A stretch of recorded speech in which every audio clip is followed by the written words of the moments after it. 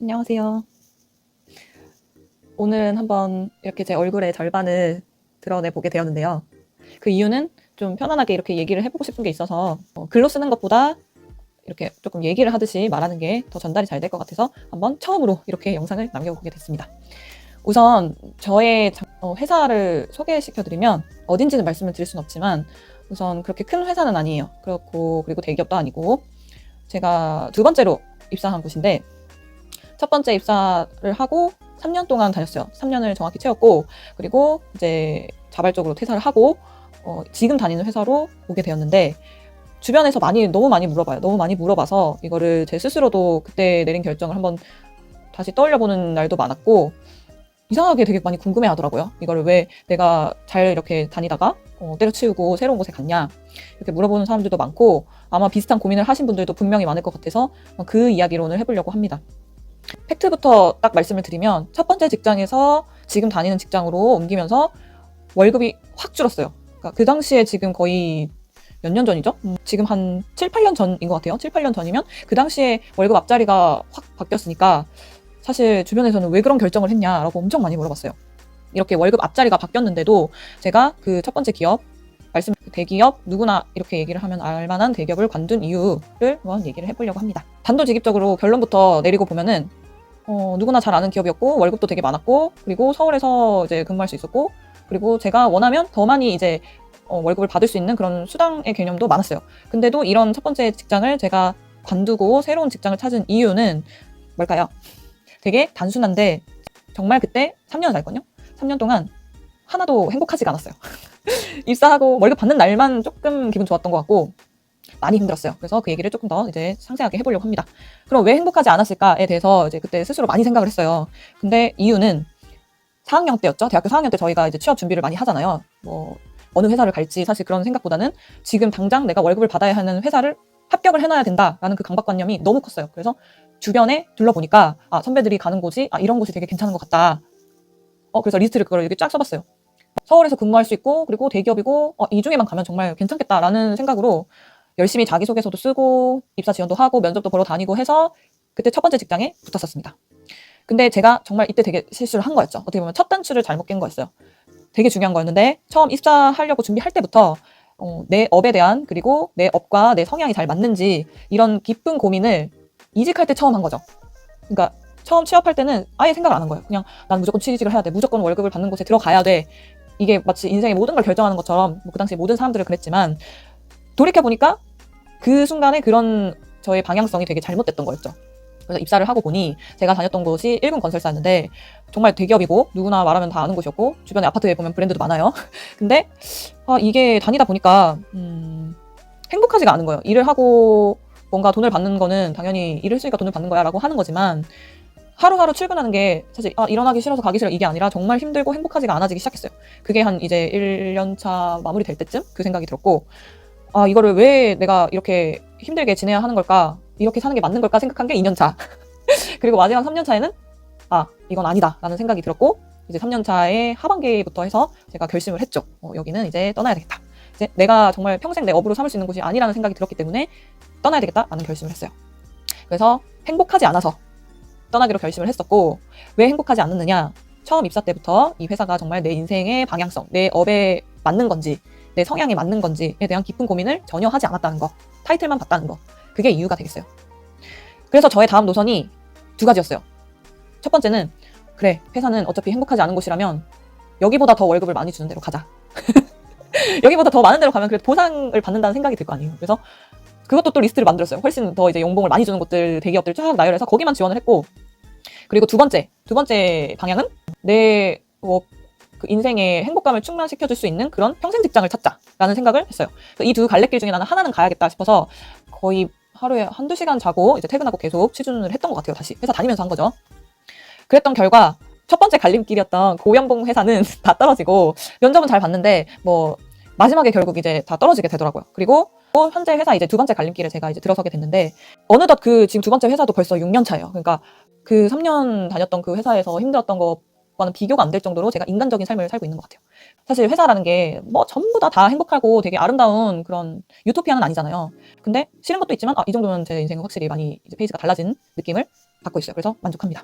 제가 아까 월급이 많이 줄었다고 했잖아요. 그래서 친구들이 물어보더라고요. 너 월급 얼마 줄었냐? 너 원래 많이 벌었었는데 그 회사를 옮기고 나서 딱 봐도 줄었을 것 같은데 얼마 줄었어? 해서 저도 한번 계산을 해봤거든요.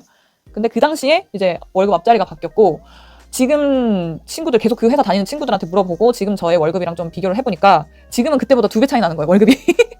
그래서 순간 그 얘기 딱 들으면은 뭐야 그냥 다닐 거 그랬나라는 생각이 딱 1초는 드는데 저는 진짜 전혀 지금 차분하게 다시 이제 이성적으로 판단하면은 돌아가고 싶지는 않아요. 그러니까 그만큼 돈도 중요하지만 저는 제 정신적인 건강과 이제 마인드가 건강한 것들이 되게 중요했던 것 같아요. 지금도 중요하고.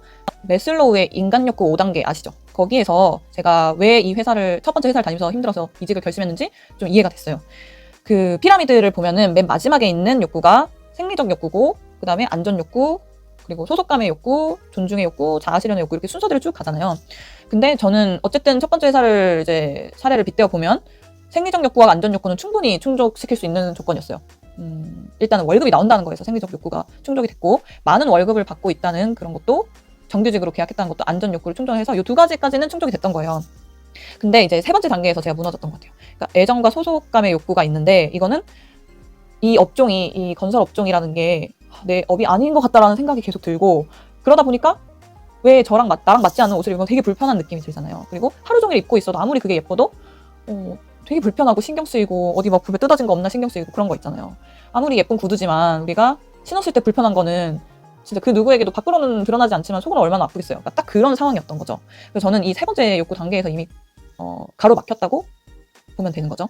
그러다 보니까 그 다음 단계인 존중의 욕구 이건 뭐 얼토당토 없는 거죠. 존중 자체는 내가 주변에 내 일로 인정을 좀 받아야 되고 칭찬도 들어야 되고 내가 이 조직에 필요한 사람이다라는 생각이 들어야 되는 건데 그럴 수가 없는 거죠.